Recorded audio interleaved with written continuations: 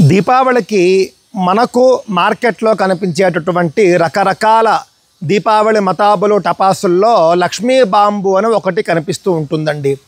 మన హిందువులు ఏమాత్రము కూడా ఆలోచించకుండా లక్ష్మీ బాంబులు కొని తెచ్చేసుకుంటూ ఉంటారు. దాని మీద లక్ష్మీ అమ్మవారి బొమ్మ ఉంటుంది. వీళ్ళు పేలుస్తారు, ముక్కలై కింద పడిపోతుంది, రోడ్డు మీద ఉంటుంది, తొక్కుతారు. తరువాత రోజు చెత్త ఏరేసేటటువంటి వాళ్ళందరూ కూడా వచ్చి వాటిని ఎత్తుకుని తీసుకుని వెళ్ళి చెత్తలో పడేస్తారు, డంపింగ్ యార్డ్లో పడేస్తారు. లక్ష్మీదేవికి మనం చేస్తూ ఉన్నటువంటి అవమానం కాదా అండి ఇది? వరలక్ష్మీ వ్రతం నాడు లక్ష్మీదేవిని ఉద్వాసన చేయడానికే మనం ఇష్టపడం, అమ్మో లక్ష్మి ఇంట్లోంచి వెళ్ళిపోతుంది అని చెప్పేసి.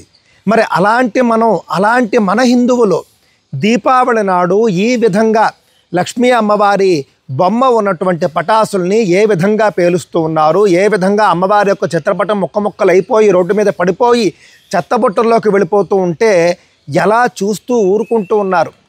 అసలు లక్ష్మీదేవి బొమ్మ ఉన్నటువంటి ఒక్క మతాబు కూడా కొనకండి, ఒక్క దీపావళి టపాసు కూడా కొనకండి. ఇది హిందువుగా మనం కనీసం చేయవలసినటువంటి ఒక పనండి. ఈ అంశం మీకు నచ్చితే కనుక, మీకు కూడా అవును అనిపిస్తే తప్పక షేర్ చేయండి.